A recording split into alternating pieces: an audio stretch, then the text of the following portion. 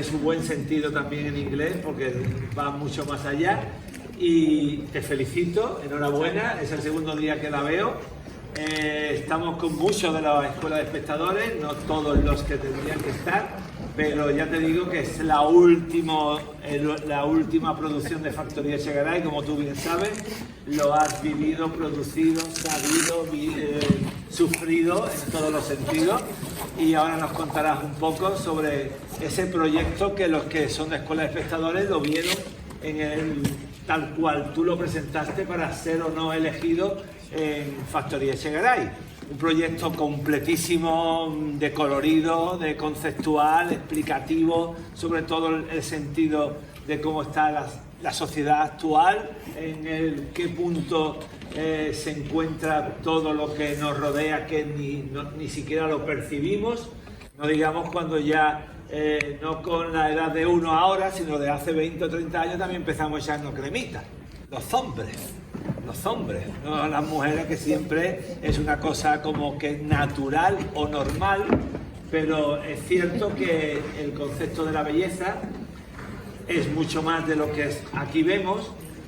Cuando tengamos el martes la sesión cerrada ya con Escuela de Espectadores Factoría, hablaremos a fondo, ya mucho más con filosofía, mucho más con el sentido de la ética, y hoy lo que nos vamos a centrar en estos 30 minutos aproximadamente que tenemos es conocer todo el proceso de producción y de dónde y en qué momento te surge la idea, porque el año pasado, no, hace 2 años, sí, el año pasado ella estuvo con Pedro Hoffuy en otro proyecto que visteis muchas y muchos de vosotros, que fue Kilogramers, en el entorno de la idea de la obesidad, ¿no?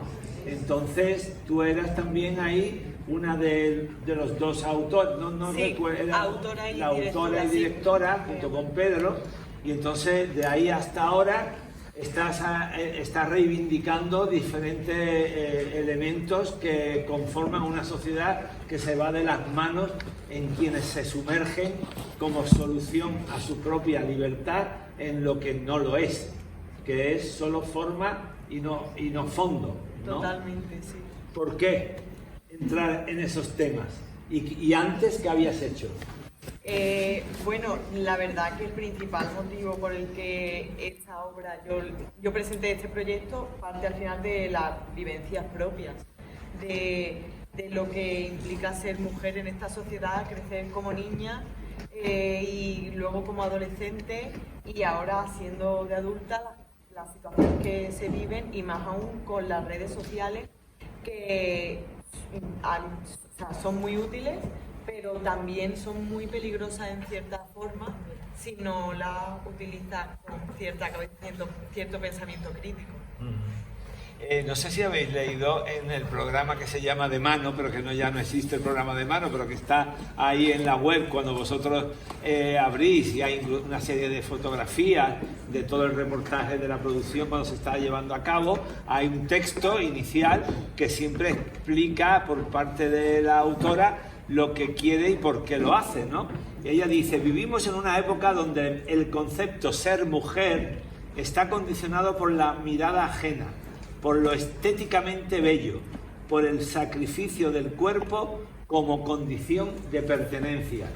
Y escribe más cosas, que ahora no lo voy a hacer, pero nos vamos a referir a ellas. Cuando escribe eso, independientemente de que es bella, es guapa, es mona, es joven, juventud y belleza va unido exclusivamente, todas esas cuestiones que van ahí detrás y que simplemente que por ser mujer condicionan a la mejor más. Pero cuando tú piensas sobre eso en relación a lo que a ti no te favorece, ¿cuál es la chispa? Es que realmente no favorece en nada en la realidad. O sea, hay un concepto que se llama capital erótico, que es también como tu belleza y tu apariencia te sirve como para abrirte camino. Y a mí eso es algo que me parece absolutamente injusto, porque una persona, por ser más canónicamente bella, puede tener más oportunidades que una persona que no lo sea. Y también al revés, o sea, se me ve mona, joven, rubia, no sé qué, vale, pues entonces ya se asumen determinadas cosas sobre mí, como que soy tonta, como que, pues yo qué sé, eso se ha visto en películas de toda la vida, como una rubia muy legal, va precisamente de eso. O sea, y parecen tonterías, pero es que son realidades. Es que la vida es así y es así todo el rato. Cuando ese proyecto que leemos nosotros no tiene guión siquiera, no tiene ninguna estructura dramática y te enfrenta a tener que hacer un casting, a seleccionar unas actrices, que es lo que tú querías, porque ni siquiera, no sé si recuerdo, pones 3 actrices en el proyecto. 3, 4 actrices. Pone 3, 4 actrices. Y arranca y hace esa selección. ¿Cómo en esta producción, que en todas las que vamos viendo y conocemos, hay variables increíbles, desde un texto dramático hasta cualquier otro proceso que en este caso tú llamas, ¿no? Que a mí me hace mucha gracia, porque yo no soy de los que acepto el postdramatismo, yo no soy de eso, yo hablo del teatro contemporáneo y todas sus variables, pero no me importa. ¿Cómo has construido, cómo se ha ido construyendo la escena, todo este espectáculo? Bueno, es que principalmente este espectáculo se apoya en un estudio, principalmente de 2 libros que son como tesis.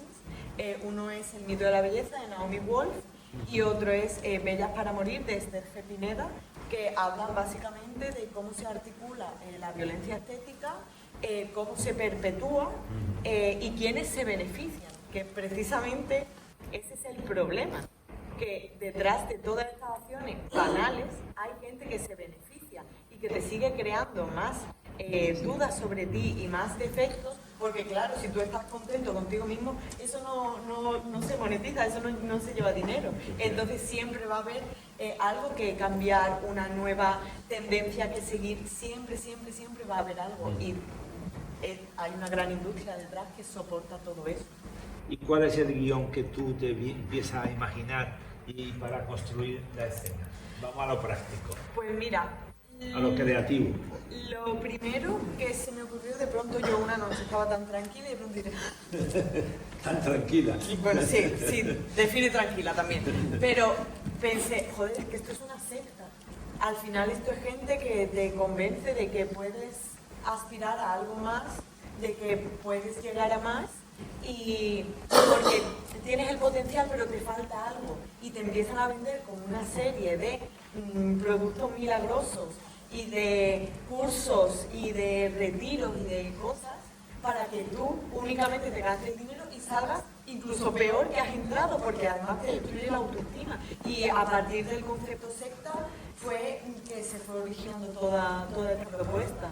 Y tú ibas imaginando, existe un guión a partir de ese momento en el que veía una serie de cuadros, no digo escenas.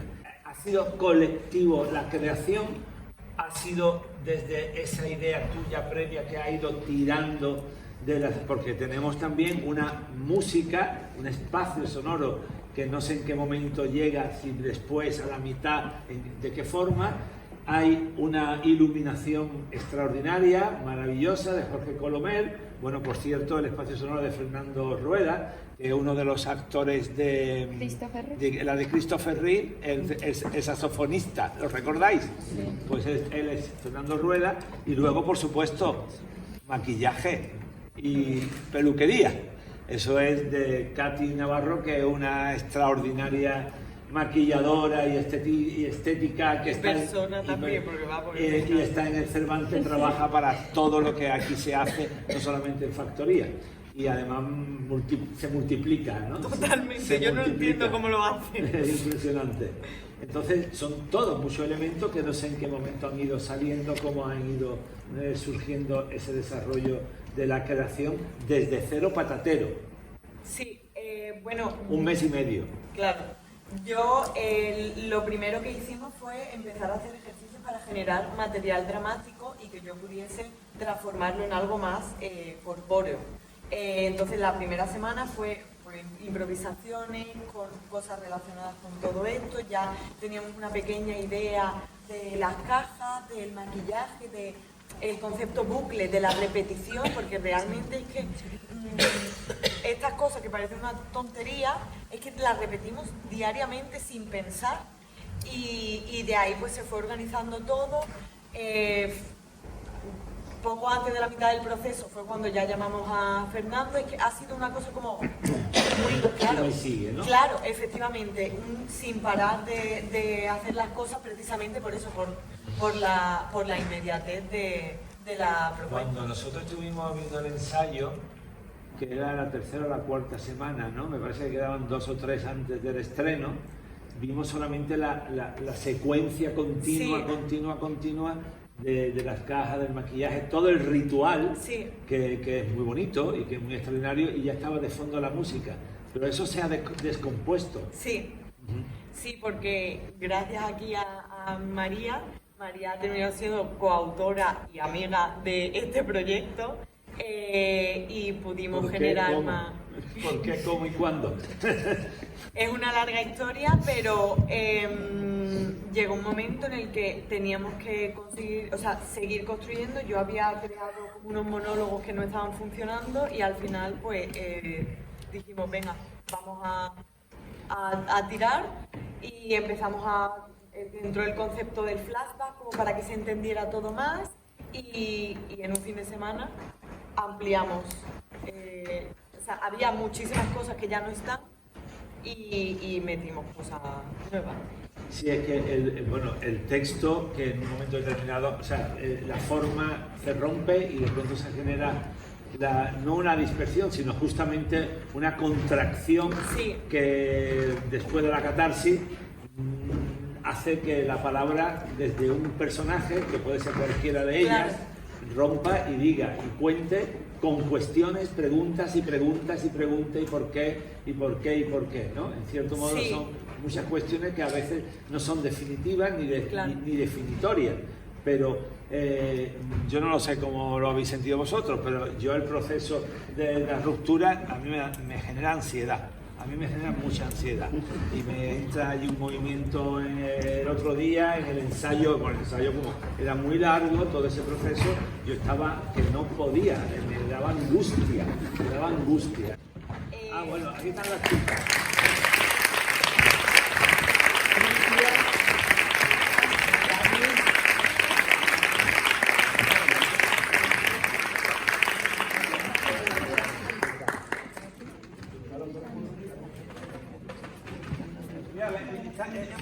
todavía ella tiene más dificultades en lavarse, ¿no? Pero estábamos hablando, mira, de cuando la ruptura sobre el tema de ya el texto, que es tu monólogo, de alguna forma. ¿Cómo vives lo comunitario a de pronto la ruptura, que puede ser de cualquiera de vosotras, y te toca a ti hacer ese monólogo? A ver, ¿cómo construye ese personaje que rompe la dinámica en la que se encuentra? Pues yo creo que para cualquier persona que trabaje creando, yo creo que todo lo que creas, interpretando, dirigiendo, no sé qué, al final siempre parte del mismo lugar que eres tú. O sea, yo no puedo crear algo que no existe en mí, porque sería curioso, pero sería a lo mejor otro tipo de arte, prefiguración, abstracción o algo así. Pero yo, para este tipo de personaje / persona, parto de mí. Creo que es un tema que como mujer nos atañe a todas. La que no es porque es joven, es porque sufre edadismo, y si no sufre machismo, y si no sufre sexismo. Entonces, cuando te dan un discurso, cuando Nora, la directora, te regala la oportunidad de defender ese discurso después de ese viaje que se hace en la obra, donde tengo la posibilidad de, bueno, a ver, yo quiero ser honesta, quiero que sepáis que, aunque el mensaje sea que, bueno, toda esta violencia machista y tal, yo no solamente soy víctima de la violencia machista, también soy a veces verdugo. Es decir, yo también tengo en mi casa un mogollón de skincare y rutinas de belleza y he probado cosas que dicen que son por y para las mujeres exclusivamente, porque parece que solo envejecemos nosotras. Yo también sufro edadismo, entonces es como algo que me interpela mucho. Entonces a mí me llega el texto y no lo puedo despegar ni verlo como algo ajeno, lo veo como algo que parte de mí. Entonces, pues, la verdad que siempre me emociona ese alegato. Córtame, que yo hablo un montón. No, tú sigue. Tenemos todavía un poquito de tiempo, ¿no? Y entonces la clave es que has llegado en el momento de cuando el monólogo, y entonces la que pilla más y las demás pillan menos, aunque las escenas también en las que le corresponde a ella ser seleccionada es brutal, es magnífica. En ese punto de desprecio con tu currículum y tu fondo sobre y contra la forma, ahí cómo construiste tu personaje. Pues mira, también parte de algo muy personal, como ha sido un proceso tan de introspección, una se da cuenta que es instruida para ser mirada, al fin y al cabo, ¿no? Y también en lo laboral, que es una cosa que también se mezcla con la estabilidad económica, con ser independiente, con ser, ya no es solo a nivel ser mujer, sino también ser persona. Entonces, esta escena parte de una búsqueda de, wow, yo a lo mejor en mi adolescencia, sobre todo cuando una tiene sus crisis de 18 años y de pronto descubre que quiere que la miren todo el rato, y a lo mejor se maquilla simplemente por el hecho de que la miren. Y es el buscar y encontrar eso de ser validada, de si, o sea, yo soy porque tú me miras. Y al fin y al cabo eso es una cosa que todos y todas pasamos en algún punto de nuestra existencia, sea consciente o inconsciente, y parte un poco de ahí, de, joder, yo estoy preparada, yo me valgo, yo confío en mí, yo tengo autoestima, yo me trabajo y ahora me desvivo para que tú me valides y tú me aceptes. Entonces el personaje se construye un poco de querer ser vista todo el rato y no poder. Y entonces, si tú no me validas, yo no tengo el trabajo de mis sueños y realmente estoy cualificada para ello, pero tengo que pasar por un filtro de muchas personas con el mismo criterio que el mío, o a lo mejor más bajo, o a lo mejor, quién sabe. Pero el pasar siempre filtros por personas que al fin y al cabo son nuestros iguales, y al fin y al cabo se forma una lucha entre nosotros, que somos todos aquí humanos y todo el mundo estamos intentando hacer y vivir, todo el mundo estamos intentando en esta vida más o menos ser estables, y parte un poco de eso, del querer ser deseada, de querer que me elijan. Vamos a ver, mira, me encanta lo que has dicho de instruida para ser mirada.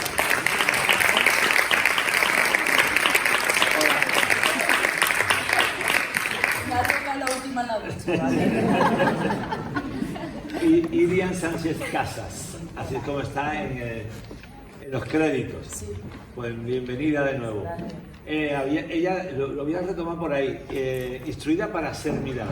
¿Dónde estudia arte dramático? ¿Tú aquí en Málaga? Sí, he estudiado en Málaga. Como actriz, ¿estás instruida para ser mirada? Sí. Independientemente de lo que has dicho sobre ser mujer desde niña y en tu adolescencia y los cambios.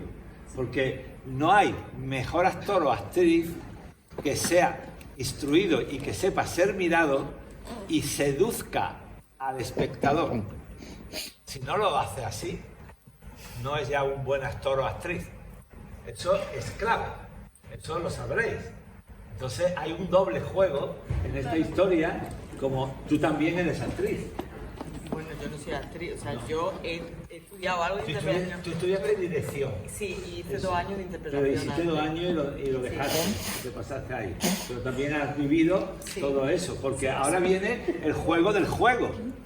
Van a un casting. ¿Por qué viniste ahí a este casting? ¿Cuántas veces os habéis presentado a Factoría Echegaray? ¿Tú cuántas, Cintia? No llevo la cuenta. ¿Y esta es la primera que te...? No, tú estuviste también en... Yo he estado 3 veces. ¿Ya 3? Sí, he estado en Código Edipo, he Ah, estado Código Edipo, claro. como ayudante de dirección en Crossing Over y ahora estoy de actriz. Ah, bien. ¿Y vos? Yo esta es la segunda vez. Sí. Es la segunda vez. Pero, ¿cuál es la primera tuya? Me presenté a Blanco Waste, me dijeron casi. Casi. Que es la primera vez que actúas, porque yo no te recuerdo, pero sí... Yo me presenté al casting, pero no me cogieron. No te recogieron. Vale. Aquí sí.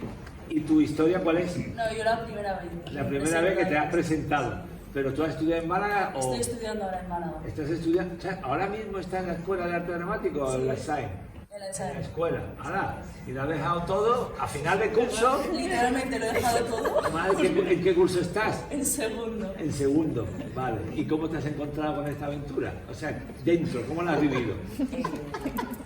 Como buenas dramáticas que somos, intenso, muy enriquecedor también. Yo para mí conocerlas a ellas ha sido todo.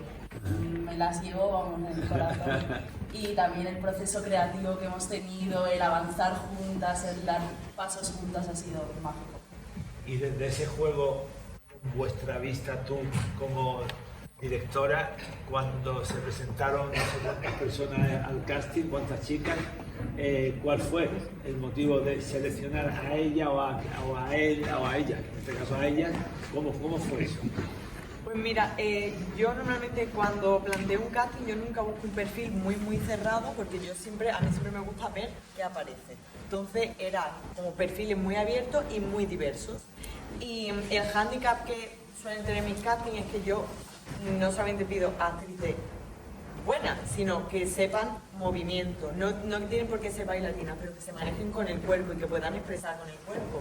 Porque a mí me gusta mucho toda la parte que no es solamente verbal. Y ese es el motivo por el que ellas están aquí, porque lo dieron todo y tuve bueno. Y siendo más inquisitivo, tienes que seleccionar por formas. Sí, es cierto que se quedaron dos perfiles sin cubrir, porque claro, la violencia estética abarca muchas cosas y entre ellas pues el racismo, pero no se presentó ninguna persona no caucásica al casting, entonces yo no la puedo inventar. Y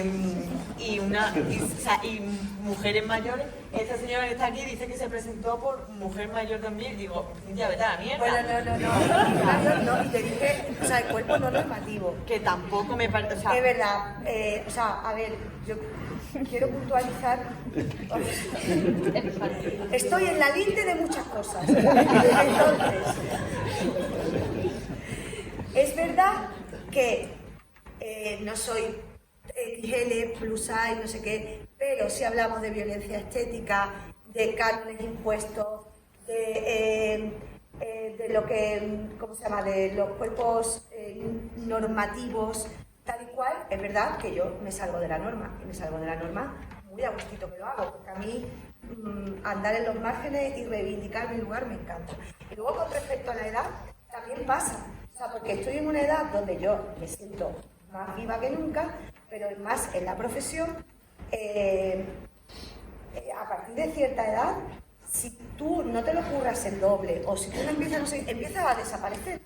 A ver, gracias a los dioses eso está cambiando un poco, pero es cierto que también se tienen que contar historias de mujeres de mediana edad, mujeres que puedan ser también abogadas, policías, no solamente amas de casa, no solamente personas que sufren, no solamente madres, también somos personas que no somos madres, que nos hemos dedicado toda la vida a la profesión. Yo, por cierto, este jueves, ahí lo tiro, cumplo 45 años y me pilla aquí en el escenario. Que viene, ¿no? El que viene. El jueves que viene. Y entonces me parece interesante también eso, ¿no? Pues reivindicar esas figuras que no son estereotipos. Y ya está. ¿Tú cuándo terminaste de estudiar? Salí de la ESAD y después me fui a Madrid a hacer un máster. Pero tú has trabajado siempre lo que es la parte interpretativa, no has hecho musical, ¿no? No, yo musical no. Tú tampoco estás haciendo musical. Ahora sí. ¿Tú estás en musical? Bueno, en fin, según se mire, ¿no? No, ahora estoy haciendo musical, pero yo no Tú estás en musical. Sí, Ah, pero yo nunca había hecho nada de danza. yo creía que estaba en texto, no sé. No, o sea, yo ahora estoy como abriendo mi abanico corporalmente a la danza, sobre todo y al canto, pero yo no vengo de eso. Vengo del texto. Siempre que voy al teatro me queda como un sinsabor porque al final no es posible hablar con la directora o con las personas que actúan. En verdad es una experiencia bastante significativa que nos permitan como público esa oportunidad de escuchar la experiencia de la creación, de la actuación. La verdad que es muy interesante. Bueno, resaltar eso por un lado, pero luego también hacer dos preguntas y un poco comentar cómo me sentí. Voy a empezar por lo último. Yo estoy en los 30, la verdad, y cuando veo la obra me toca bastante y me pregunto, ¿será que cuando yo me preocupo por X o Y cosa relacionada con mi estética, lo hago de manera consciente o hay una presión social de la cual yo no soy consciente?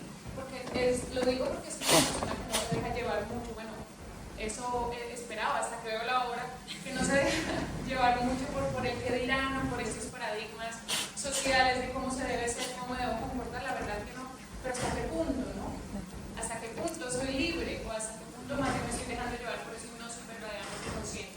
Entonces entiendo el arte también como resistencia, porque que una obra me permita en todo momento cuestionarme algo que no me había cuestionado hasta entonces, la verdad que lo considero muy significativo. Sí, muchas gracias a ti, bueno, a todas. Eso por un lado. Por otro lado también, hay dos preguntas que quería hacer. Una, no sé si fuera de lugar, pero cuando comenzaste a presentarla, dijiste que el título de la obra en inglés era más profundo. ¿Por qué? ¿Y la segunda o te contesto? Vale, no, y la segunda. No. La segunda es, tú como directora, ¿de qué manera crees que se puede hacer contrapeso? Es decir, yo entiendo que la arte resistencia, que esto ya es contrapeso, pero de forma, dijéramos, si no sé qué palabra, no dijéramos trascendental, porque esto es trascendental. ¿Cómo se le puede hacer contrapeso a este tipo de mensajes que se difunden todo el tiempo? Porque yo lo veo, es decir, me pongo en tus zapatos y lo veo tan difícil, o sea, no como una frustración, porque al final, yo creo que el artista, mi pregunta es, ¿el artista se frustra en algún momento? Porque tú lo que haces es maravilloso, pero acá hay pocas personas en verdad. Y el mensaje en realidad cala a todo el mundo, pero ¿a qué personas llega? Es decir, ¿de qué manera se podría difundir esto para que le haga en realidad un contrapeso? Y si no se puede, ¿siente frustración o cuál es tu sensación? Contesta tú primero, que eso está en caliente, venga. Bueno, de manera individual, creo que, y lo repetiré siempre, la idea de esta obra no es que tú salgas de aquí diciendo no me voy a depilar, no me voy a maquillar, no. La idea es pararnos a pensar en todas esas cosas que hacemos cotidianamente sin habernos planteado nunca y darnos cuenta de si de verdad lo hacemos porque hay un deseo real y está sustentado en una opinión crítica. Entonces eso es lo principal, o sea, que tú te hayas preguntado ya cumple mi objetivo, porque entonces tú ya cuando vayas mañana a maquillarte o a hacer cualquier otro tipo de cosa o te metas en las redes sociales y veas como cualquier influencer te está intentando vender cualquier producto, te lo vas a preguntar y al final esa es la única forma de la que este sistema se puede ir rompiendo con nuestras acciones individuales. Pero claro, cuando llego a los 30 me comienzan a llegar una serie de preocupaciones y de hecho estoy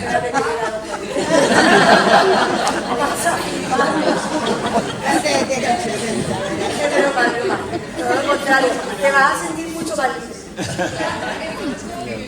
Estas preocupaciones, yo tengo que relajarme, pero la preocupación será algo natural que afrontamos todas las mujeres o la preocupación es social, es algo que me he venido preguntando y cuando veo la obra como que sentí mucha conexión y en verdad que muchas gracias. Gracias por eso. Gracias. Bueno, y gracias a ella que me invitó también. Mira, gracias por la pregunta, porque beauty and violence, ¿no? O belleza y violencia suenan muy diferentes porque en el teatro o en la creación, el hecho de que ella es la que ha puesto el título, ¿no? Y tú cuando lo lees y pasas por ahí o quieres ver una obra de teatro en la que es un solo día y no sabes de por qué, a no ser que sea muy buen amante del teatro y quiera ver cosas y te enteres y leas. y el inglés está en todas partes, pero todo el mundo no tiene por qué saberlo, y menos en unas edades a partir de X años para adelante. ¿Qué es beauty? Sí, es belleza, que está en todos los anuncios de todas las marcas, que aparece por todas partes, y la de violencia es muy fácil porque tiene un latinismo y lo entiendes. Pero realmente el juego del idioma sigue estando también como en un sentido, para mí, opresor de lo que se intenta con él hacer. Estamos totalmente en ese capitalismo que asocia no solamente de lo que se está hablando aquí, sino en otros muchos elementos que nos rodean y que lo consideramos como normales, el influencer. Y todo el mundo sabe que hay influencia, que influye, pero estamos todos sobrecargados ya de esa opresión, en el que el idioma, tal como ella lo ha puesto, tiene esa provocación para mí en la obra. Entonces he querido no decirlo, he querido decirlo tal como es en castellano, por ese motivo. Yo respecto a esto también me gustaría añadir que al final también está en inglés, porque la mayoría de estas grandes tendencias a nosotros nos llegan tarde, pero es que, o sea, la situación global en general, todo mal, pero en Estados Unidos es otro nivel, y todo este tipo de cosas vienen de allí. Claro. Y por eso también está puesto en inglés. Sabemos muy bien las marcas de Shell, ¿no? Del aceite, del petróleo, que tienen que ver con también las grandes corporaciones farmacéuticas, absolutamente, que son las que también tienen el control del chocolate y de muchos otros elementos alimenticios que nos comemos con azúcares. Todo eso es una cadena de distribución en la que estamos metidos como oprimidos, no solamente la mujer y el hombre por supuesto que también. Entonces ahí, en eso, esto es muy fuerte, para mí es muy potente lo que el trabajo que habéis hecho, porque realmente en qué momento en cada uno de nosotros salimos de ser, cuando creemos que somos libres, una sociedad occidental, porque estamos pensando desde el punto de vista de la occidentalización. Pero ¿qué pasa? Que no es eso, ese es el mundo que creemos. Ahora se está bombardeando Irán o se está bombardeando Gaza. Y entonces ahí hay una serie de rupturas que aquí no nos llegan, estamos libres y salvos de todo. ¿Y por qué? Por todo ese poder macro, por no decir el neoliberalismo galopante, que nos oprime, pero somos libres, cuando salimos a la calle podemos tomar una cervecita. Quería preguntarte, ¿no siempre que esta obra tiene cabida para un público adolescente? Porque aquí es verdad que en la Edad Media ya todos tenemos una cierta madurez para entender, pero probablemente yo este problema lo veo en los adolescentes. La pregunta es cómo lo ves, si esta función es para adolescentes o para muy jóvenes. Totalmente, o sea, es que al final los mayores consumidores de redes sociales, el público joven, y es que por ahí es por donde más te la cuelan. Porque es que es muy fácil estar haciendo scroll y encontrarte un vídeo de un influencer diciendo no sé cuántos esenciales de autocuidado. También el concepto de autocuidado como tratamientos de belleza para que los disfrute el otro, ojito. Pero es que además te comes una cantidad de recomendaciones para que se te deshinche la cara, productos para adelgazar, no sé qué. Es que eso lo que implica es gastarte dinero. Única y exclusivamente es gastarte dinero. Y que te lo compre y decir, ay, pues que no está funcionando, pues me tendré que comprar otro. Entonces ellos son, o sea, y el tema de los filtros, por ejemplo, que es que ya tú te metes, por ejemplo, en TikTok y si tú no te das cuenta, TikTok te tiene activado ya el filtro de por sí.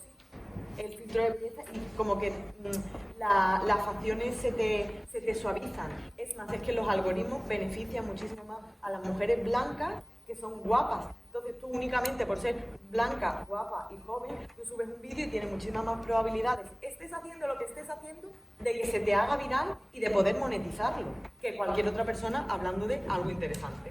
O sea, que totalmente sí, me encantaría llevarlo a un público más joven. Hola, primero felicitaros a todos por hacer el Muy bien. Felicitaros a todas y la verdad, quisiera incidir sobre todo, porque me ha gustado mucho la obra, no sé de qué han hecho idea, felicitarla y no sé cómo se le ocurrió, pero en el que ha dicho Paco, ese momento en que te sales de la escritura vieja, que la tienes, que estás cuidado también, pero además, ojo, eres inteligente, sabes. Y yo como hombre, ofrecido porque te da ese rumbo aquí y dices, oye, joder, es que eres una amenaza en un mundo de directivo y de hombre, como de la vida, clavado, no sé si ya todo lo ha pasado un poquito, pero ha parecido, aparte de la obra magnífica, ese momento para mí ha sido la quintita que esto no puede sobremover. Sentimiento y darte cuenta de que eso sigue pasando, sigue ocurriendo y hay que sigue llegando todavía, ¿no? Muchísimas gracias. Te agradecemos mucho que tengas esa conciencia de poder identificarlo y de saberlo, ¿no? O sea, en las grandes corporaciones, yo creo que el 95% está en manos de hombres. La mujer en la ciencia, por ejemplo, sigue siendo una cifra bastante baja en comparación con el resto. Pero es que al final también es por falta de referentes y todavía sigue habiendo profesiones que se consideran de mujer, aunque se vaya incorporando el hombre, pero hay una mayoría femenina, como por ejemplo las que tienen que ver con los cuidados, que son las enfermeras y ese tipo de cosas. Y todo o sea, estas cosas que pueden parecer súper banales, realmente es lo que articula que se siga llevando a cabo ese sistema de opresión. Entonces, por eso es muy importante que haya gente como tú que nos diga que le ha hecho pensar eso, porque es el objetivo principal de esta obra. Muchísimas gracias. Justamente cuando vemos este tipo de funciones, este tipo de obras, que dentro de la línea de selección de Factoría Segaray se pretende que lleve un elemento fundamental que ya os he contado en muchas clases sobre lo que es el teatro contemporáneo, hay una definición que siempre yo la digo, porque desde los años 80, cuando estábamos ahí luchando y tirando de todo el tema del teatro en salas alternativas, que después del teatro independiente, el teatro contemporáneo, más allá que se le quiera llamar o no, según postdramático, tiene que ver con lo que es un proceso de investigación desde la innovación para crear algo nuevo y algo que tenga estética y ética, o sea, que provoque al espectador para que su conciencia se eleve y desarrolle un proyecto personal que puede modificar, como todo lo que tenga que ser crítico. Y tú dices aquí al final de todo ese texto que al principio leí, algo que luego el martes vamos a hablar más, porque ya lo tuvimos ahí en diálogo potente el primer día que trabajamos sobre tu proyecto. Dice, nuestra apuesta es teatral, pero también política. Plantear preguntas, despertar conciencia y recuperar desde el arte la posibilidad de valorar nuestros cuerpos por lo que nos permiten experimentar y no por su mera apariencia. Y el concepto de política es cierto, y ahí tiene tela que no lo vamos a hacer aquí ahora, no vamos a hablar de ello, porque nos confundimos mucho de cuando hablamos de política. No, la política es esto que estamos haciendo para poder seguir disfrutando de la creatividad, del arte, y poder tener también pues gente joven que nos da la vuelta a todo, y le agradecemos que hayan hecho este trabajo y que lo sigan, y ojalá hagáis muchos bolos. De modo que felicidades. Hasta aquí.